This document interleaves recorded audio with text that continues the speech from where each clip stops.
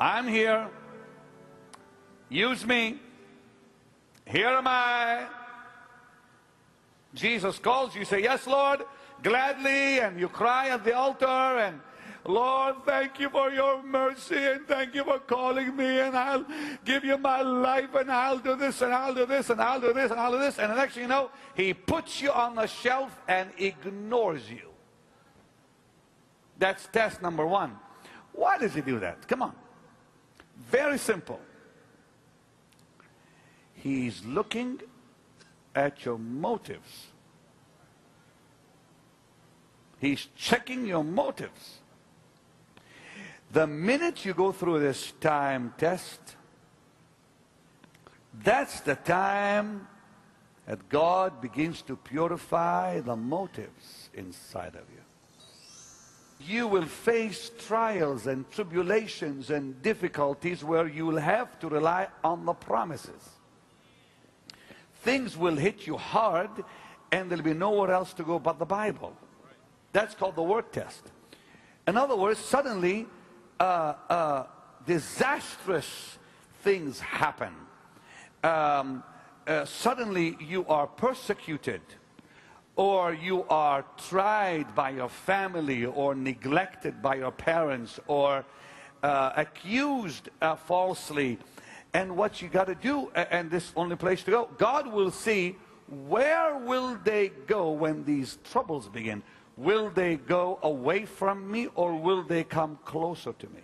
God will put you through a season where the Word is the only place you can turn to. You will be tested on your ability to serve. I call that the servant's test. God will put you in a place to see, are you willing to serve another man?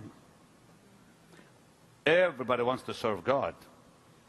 We have to serve another pastor, another ministry, before we can be chosen by God. God watches how do you treat his servants before he can even choose you.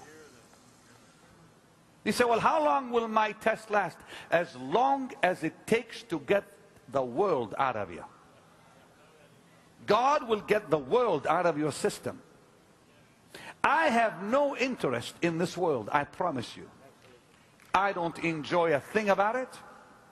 We have to be lights in this world, yes, but have no fellowship with it. God will put you through the wilderness to get the world out of you, to get Egypt out of you, to strip you out of the things you enjoyed that this world gave you. And it means a time of difficulty, a time when God will purify your very being. And in those times you'll have no choice but to seek God. And I believe the wilderness test is what will force prayer on your life. That is the most important test you'll go through. You're already in that called season. You're serving the man of God and such things like that. And you will begin to question, when is my time coming? I've served this man for the last 10 years of my life. I've been faithful. I've been steady. I've been steadfast. I've been there for him. I've given up family. I've given up my time with my children. I've given up Thanksgivings, and I've given up Christmases, and I've given up blah, blah, blah, blah, blah. And suddenly what hits them is, I've given so much up for that man. What do I get back for it?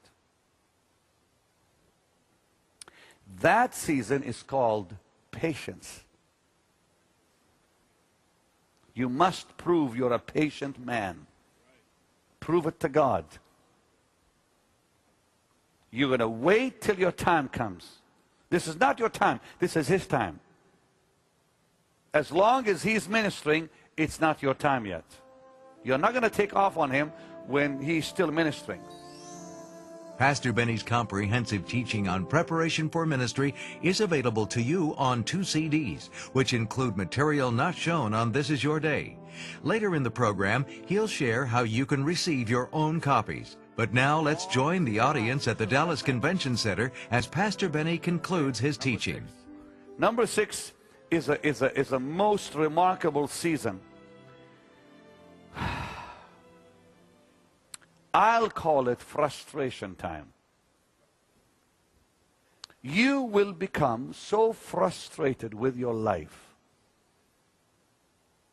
You'll stand and look at that man on the platform serving God. You'll see the anointing on him. You've given 10 years, 15 years. You've gone through the test of time and the test of the word and the test of service, and just you've done such a great job at all these, but now your body begins to ache. Your mind gets tired. And the older that man of God becomes, the tougher he will become on you. That's just the way it is. You will go through frustration, and God will watch how you handle it. Paul the Apostle went through that frustration in 2 Corinthians 11 himself. We all go through that. And gives us the answer in 2 Corinthians 4 where he says, don't put your eyes on the natural, put your eyes on heavenly things. Number 7. There will be times, before God will ever choose you, there will be times you will be discouraged to the limit you'd want to die. Discouragement is a part of the season before God ever will choose a man. You'll get to the place where you get so discouraged, like Elijah, you'll say, it's better to just quit right now. I don't want to go on anymore. I can't handle it. I cannot handle the time, the travels, the wear and tear on my body. I cannot handle the unpredictable man that I can't figure out. One day is this, one day is that. I can't handle this. I've given up this, blah, blah, blah, blah, blah. And you get to the place you get so discouraged. That's just a part of the process. If I am discouraging you from the ministry, it's because you're not called. But if you're called, you'll stick with it. And the people said, why does God allow discouragement? To help you refocus on the call. It's the reason. You focus back on the call when you're discouraged. Frustration comes that you might re-examine your priorities. Discouragement comes that you might refocus on the call of God. Did you hear that? Number 8. You were almost there. You're almost chosen by now. Number 8. The devil never takes vacations. Before God ever chooses you, the devil will attack you. Therefore, you'll go through a season called war. The war test. This is where God will test your fighting abilities.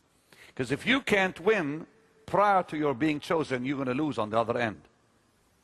You've got to win the war prior to serving the Lord, prior to being in your own ministry. Why the warfare? You develop your spiritual weapons during that season. You begin to develop your spiritual weapons.